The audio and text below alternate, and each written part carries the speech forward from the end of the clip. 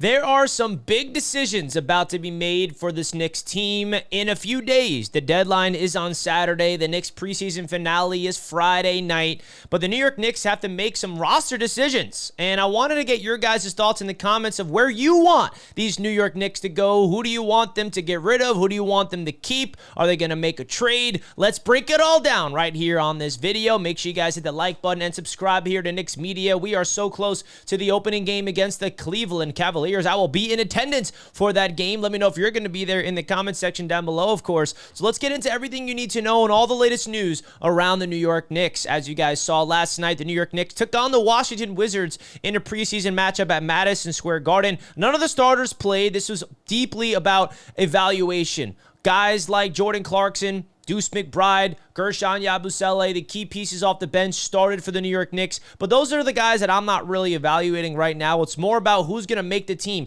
Guys like Become Daddier, Malcolm Brogdon, all right? I think those are the two names that I'm really keeping an eye on to see if they are going to make this team. Are they going to make a roster decision? Landry Shamet did not participate in the game as well. Tyler Kolek, he did play off the bench, and he looked pretty decent. So the Knicks got some decisions to make, and let's break it down right here, right now. So basically, the Knicks need to figure out a way to make some roster decisions by Saturday because they are so close to that second apron, and they can simply not keep the roster the way it's constructed right now after Saturday's deadline because then they'll be above the second apron, which is simply not allowed by the NBA. Now, Malcolm Brogdon, starting off with him, when the Knicks brought him in like a month ago, right before training camp, I was intrigued, right? This is a guy that has a lot of experience in the NBA, a former six-man player of the year. You can think he brings a veteran presence to calm things down off the bench. Maybe if Jalen Brunson is a little nicked up throughout the season, you can trust Malcolm Brogdon to start in his replacement. But he does not look great right now. I mean, he was a net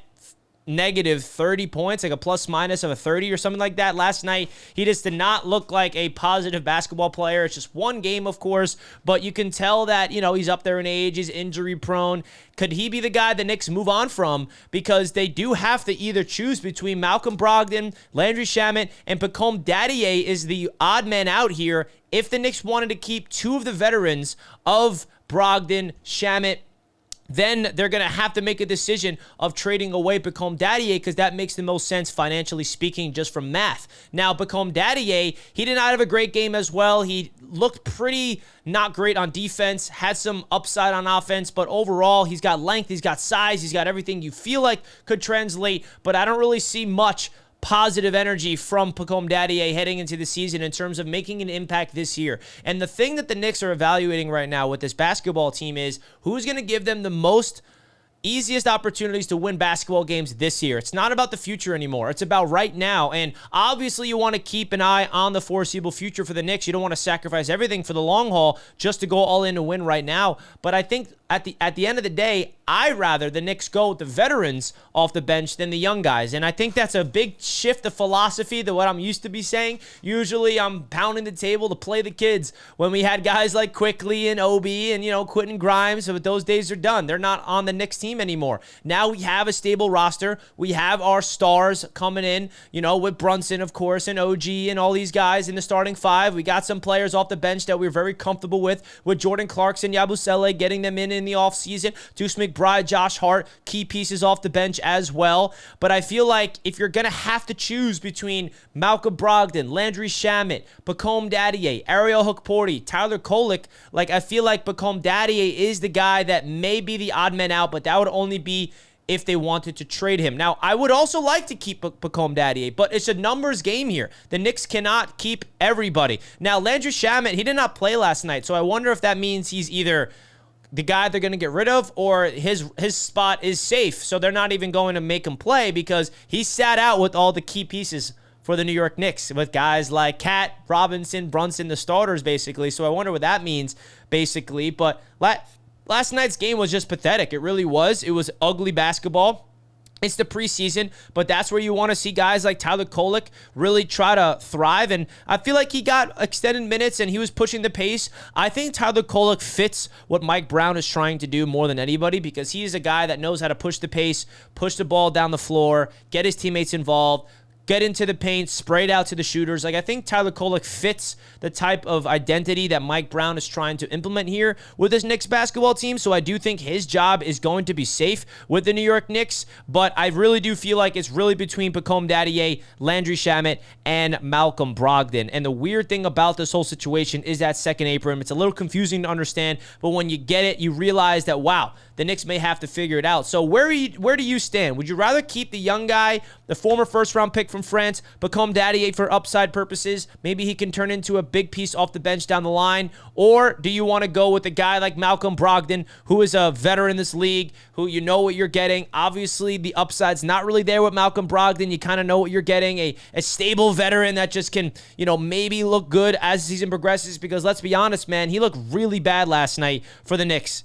Absolutely trash in that game. But I do feel like the positives from last night, I mean, I love Ariel Hook-Porty. I do feel like Yabusele had a solid game as well. And he played the 5, and I don't really expect Yabusele to play the 5 a lot. I think that Ariel Hook-Porty should be the primary center off the bench, if I had to say anybody, backing up Mitchell Robinson. I like Yabusele at the 4 and Ariel Hook-Porty at the 5. I think that's a decent front court depth-wise. But I do think that Gershon Yabusele has been impressive so far early on in the preseason, even when he was playing, with the starters and the main rotation guys when he came in off the bench. I do like myself some Yabusele. Jordan Clarkson, we know what we're getting with him. I mean, I know what to expect with Jordan Clarkson. He's going to fire a lot of shots. He's going to make some. He's going to miss some. He's probably going to frustrate some pieces. But, hey, at the end of the day, only time will tell with how Jordan Clarkson impacts it. Deuce McBride, I do feel like, we know what we're getting with Deuce. There's still another level to his game that Mike Brown is going to try to get out of him. But I do feel like some Knicks fans are getting frustrated with Deuce after last night. Here's a quote from Mike Brown, what he had to say after the game. "I thought our starters did not bring the energy," Brown said after the game. "This is probably our worst basketball game overall. We did it in spurts. We weren't very good to start the game. We weren't very good to start the third quarter." Now, obviously, he's talking about the starters that started last night, not the key guys that were, expected to be our starters for the season with Brunson and the guys. But you look across the entire, starting 5, they all were minus 29 for Clarkson, minus 20 for Dadier, minus 33 for Yabusele, minus 30 for Brogdon, minus 26 for McBride. I mean, that was the story. The starters for the Knicks last night basically did not look good. But there's a lot of guys that the Knicks are going to be developing off the bench while they're trying to go out there and do some special things this year for the New York Knicks. So let me know your thoughts about the latest Knicks news report about everything around this Knicks basketball team. Very close to opening game next week against the Cavs. Big shout out to Sleeper, of course, for sponsoring Knicks Media. Big part of the channel all throughout the season. Really, really excited to keep that partnership up, especially when the NBA season begins. Then we can talk about actual basketball parlays. But right now we're doing some NFL picks. So make sure you guys go check them out. $20 off when you use my code Knicks. Terms and conditions applied. Link at the top of the description, folks, of the video. And big shout out to Sleeper. Comment down below your biggest takeaways of the video and everything you saw from the Knicks in the preseason and what you're expecting from these roster cut downs that's going to come up here at the end of the week. I'm out of here, folks. Enjoy the rest of your day, and let's go Knicks.